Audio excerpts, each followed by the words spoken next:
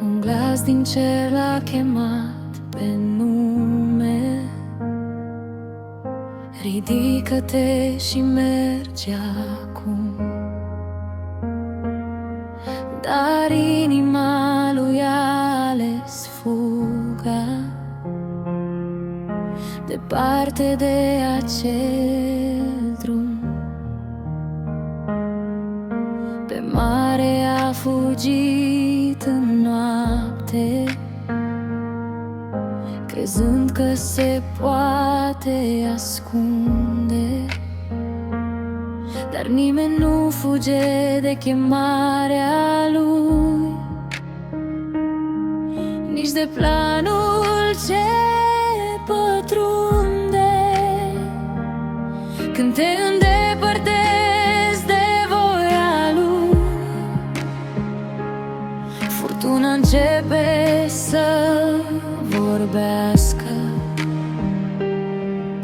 Dar chiar și în mijlocul ei, harul lui te urmărește și te caută.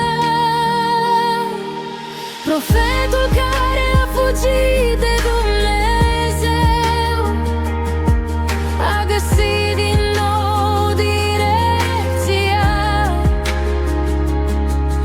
În adâncul întunericului greu a început transformarea. Nu există loc prea departe unde harul să nu ajungă. Dumnezeu te ridică din adânc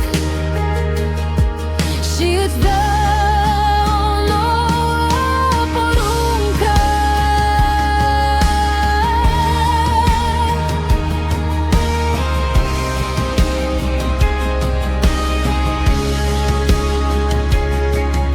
Aruncat în valuri de teamă, înghițit de întuneric profund, în liniștea adâncului mare, a învățat să spună-ți răspund. Din adânc a ridicat o rugă, cu sufletul zdrobit, dar sincer. Și Dumnezeu a auzit strigătul și i-a dat un nou început din cer.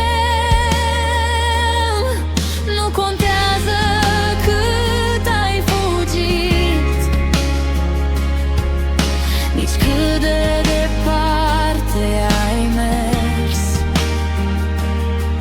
Când te întorci spre Dumnezeu, El îți răspunde și schimbă univers. Profetul care a fugit de Dumnezeu a găsit din nou direcția. În adâncul întunericului greu a început transformarea. Nu există loc prea departe unde harul să nu ajungă. Dumnezeu te ridică din adânc și îți dă o nouă poruncă.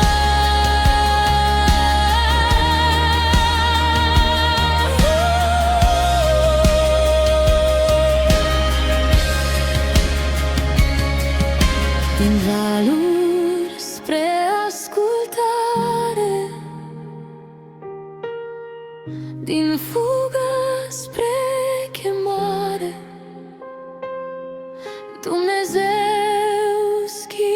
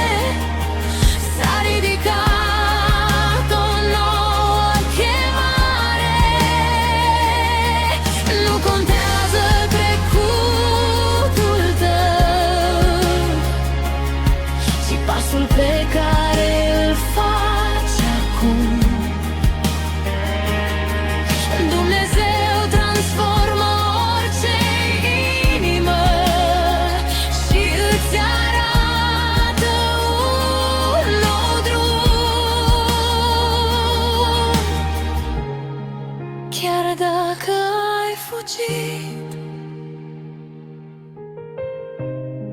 El te cheamă înapoi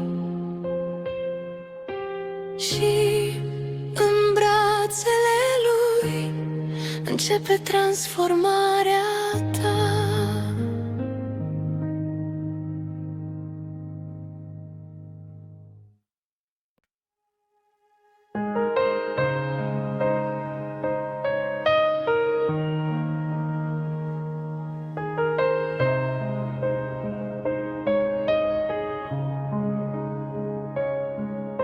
Un glas din cer l-a chemat pe nume: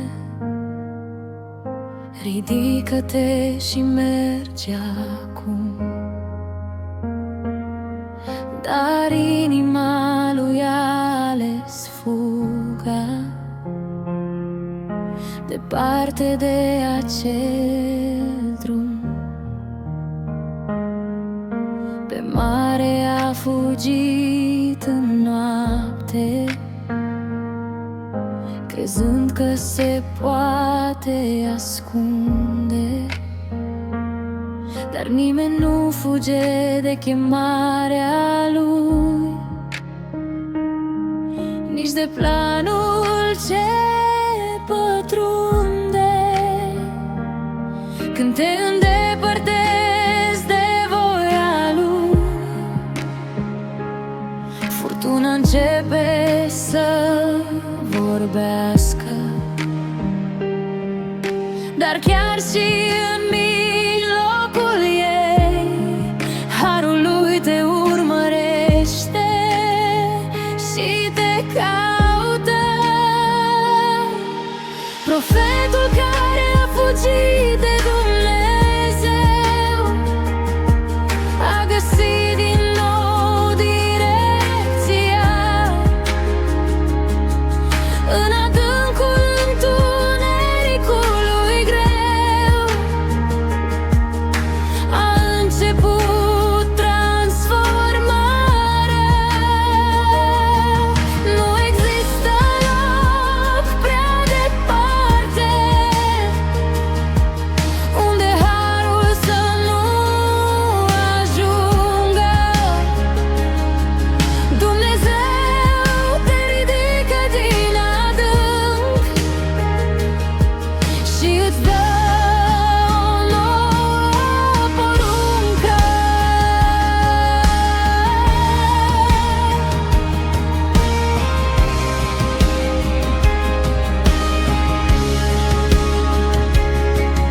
Aruncat în valuri de teamă,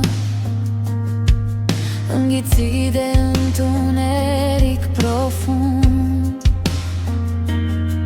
în liniștea adâncului mare, a învățat să spună-ți răspund. Din adânc a ridicat o rugă, cu sufletul zdrobit, dar sincer. Și Dumnezeu a auzit strigătul și i-a dat un nou început din cer.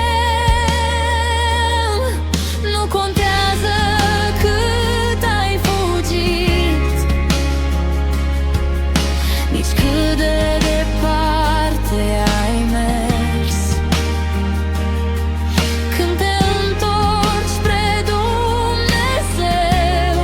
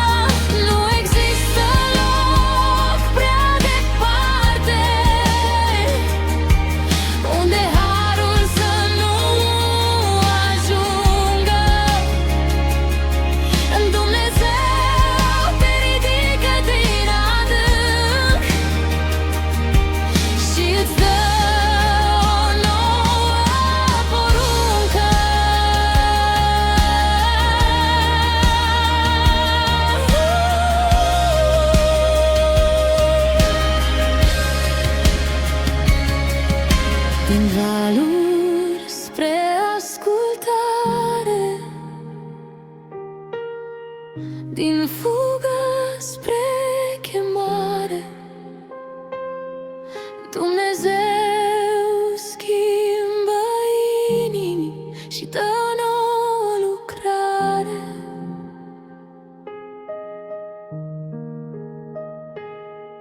Nu fugi de vocea Lui, chiar dacă drumul e greu, pentru că în planul Lui se ascunde destinul tău.